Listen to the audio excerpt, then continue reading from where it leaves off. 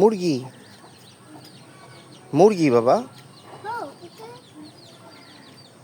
মুরগি বলো মুরগি জিজ্ঞেস কর মুরগি চুল কাটাবা আমি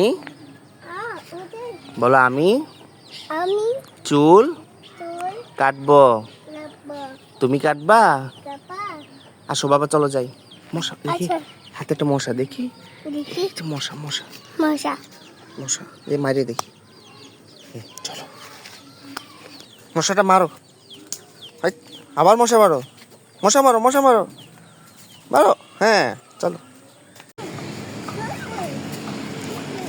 কই যাও বাবা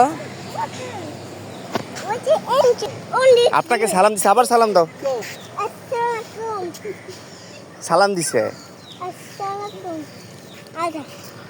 চমচমার আব্বু চুল কাটাইতে যাইতেছে তো চমচমার আব্বুর রাস্তায় যেতে যেতে যে খুনসুটিগুলো সেগুলো একটু ক্লিপ করে রাখলাম আর আপনাদের একটু দেখানোর চেষ্টা করলাম ও বাইরে গেলে কত খুশি হয়। খালি ডাকো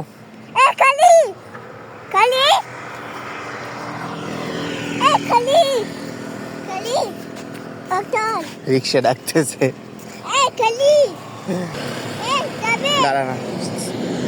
দেখেন চমচম বড় হয়ে গেছে মাশাআল্লাহ এখন রাস্তায় বের হইলে গাড়ি কিভাবে ঠিক করতে হয় সেটাও বুঝতে পারে এখন।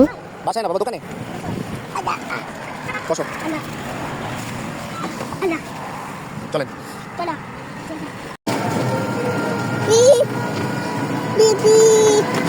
চমচম অনেক দিন যাবত আমার অসুস্থতার কারণে আমি বের হইতে পারি না আর ওর আব্বু অফিসে থাকে সময় দিতে পারে না সেজন্য বের হইতে পারে না তো আজকে অনেকদিন পরে সময় দিছে সেজন্য সে একটু খুশি। চমচম সেলুনে যাইও 5টা মিনিট চুপচাপ থাকে নাই। চমচম এখনো পুরোপুরি স্পষ্ট কথা বলতে পারে না সেজন্য সবাই একটু অবাক হয়।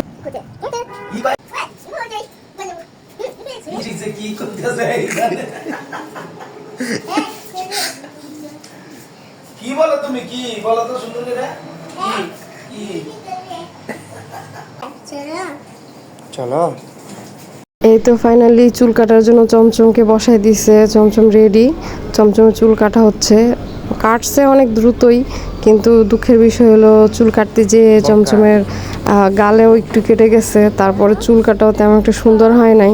আসলে ভালো জায়গায় চুল কাটাইলেই যে ভালো হয় তা না, ভালো জায়গায় চুল কাটাইলেও অনেক সময় মন মতো হয় না। চুলগুলো একেবারেই পচা হয়েছে কাটা, আমার মন মতো হয় নাই। তো যাক, সামনের বার আবার ভালো জায়গায় ভালো মতো কাটাবো।